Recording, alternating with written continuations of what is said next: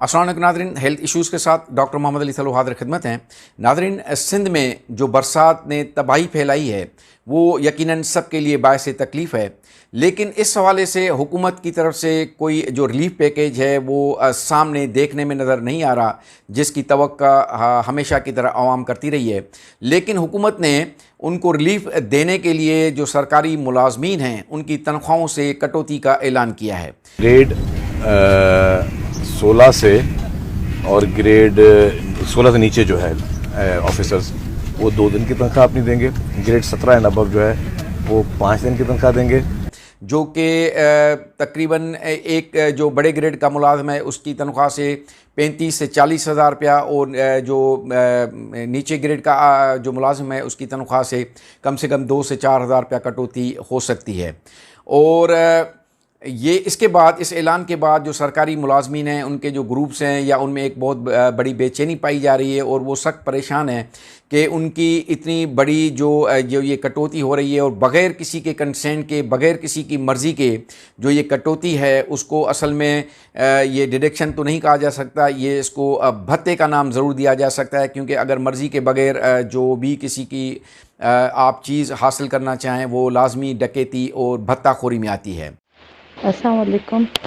मुझी सभी जज साहिबान का गुजारिश है तो वो कुछ एक्शन वठन जो सिंध सरकार फैसलो वरतो है गवर्नमेंट एम्प्लॉय के पगार की कटौती की। गवर्नमेंट ख़ास तौर पे सिंध गवर्नमेंट का एक नया ड्रामा देखें।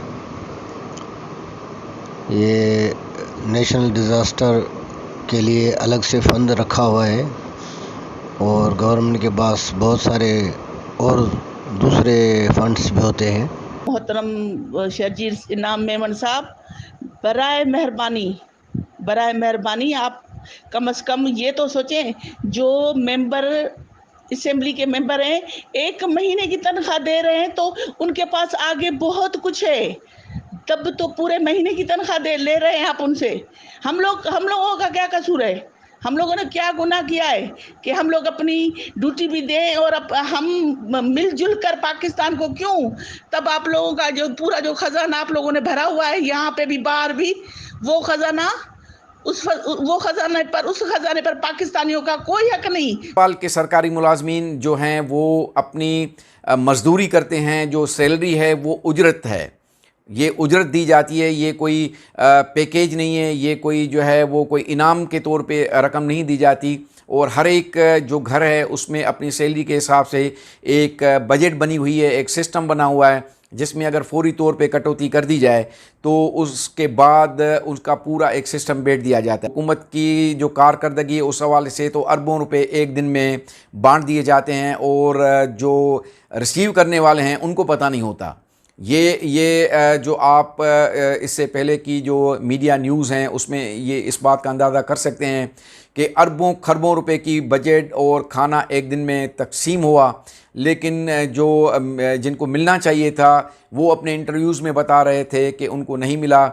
जो राशन बांटा जा रहा था उसका 10 किलो का थैला जो है वो बताया जा रहा था कि डिस्ट्रीब्यूट किया गया है, लेकिन उसमें सिर्फ 1 किलो या 1.5 किलो की जो चीज़ें डाल के वो बांट दी जा रही थी।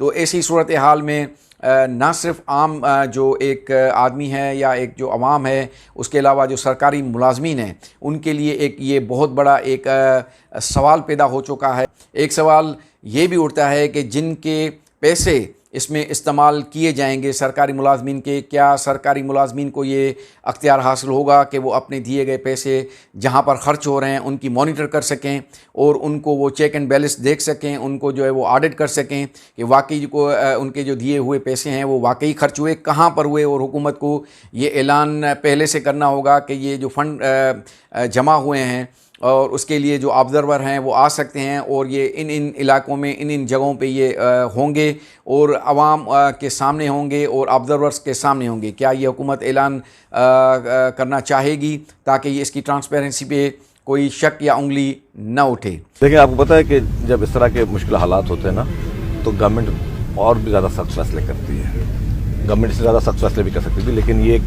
चीज़ें अगर किसी को उसमें एतराज़ है, वॉलंटियरली कोई चाहता है कि उसकी तनख्वाह ना कटे, तो वो अपने डिपार्टमेंट को लिख सकता है कि जी मैं अब तक तनख्वाह नहीं कटवाना चाहता, तो ज़बरदस्ती गवर्नमेंट डिसीजन नहीं करेगी। ये एक असल में बेसिकली एक शुरुआत होती है एक मुहिम की। ये नोटिफिकेशन पहले से निकाल दिया जाता कि जो सरकारी मुलाजमीन जो है वो अपनी तनख्वाह शेयर करना चाह रहे हैं या डोनेट करना चाह रहे हैं वो दे सकते हैं। बाकी ये इम्प्लीमेंटेशन सब पे नहीं होती तो वो एक अलग बात थी।